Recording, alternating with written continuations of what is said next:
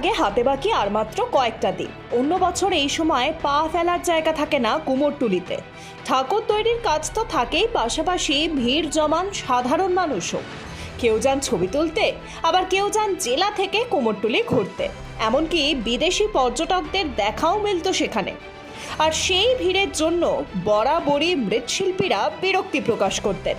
কিন্তু এবার সেই ছবি যে অতীত। অন্যান্য বার যা ভিড় হয়, এবারে তার সিকিভাগও নেই। মূর্তি বায়নার সংখ্যাও খুবই কম। ফলে লাভ তো দূরের কথা, অনেকেই ক্ষতির আশঙ্কা করছেন।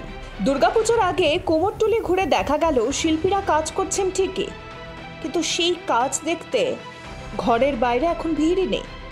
ফলে মৃৎশিল্পীদের প্রমোশন এবার ঠিক মতো হচ্ছে না।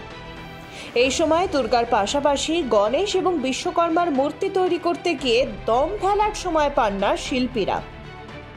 এবছর কুমোরটুলির প্রতিমা শিল্পীদের কপালে চিন্তার ভাঁজ ফেলেছে বৃষ্টি।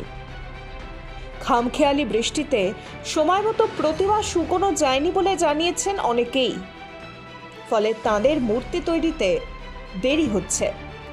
কুমোরটুলির এই বেহাল দশার পিছনে আজিকরের ঘটনা রয়েছে বলেও মনে করছেন মৃৎশিল্পীরা।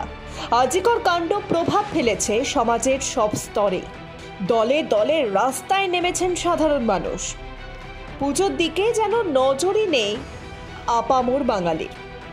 তাই পুজোর আগে এবার শহরের ছবিটা একটু অন্যরকমই, যা চিন্তায় ফেলছে কুমোরটুলির মৃৎশিল্পীদের।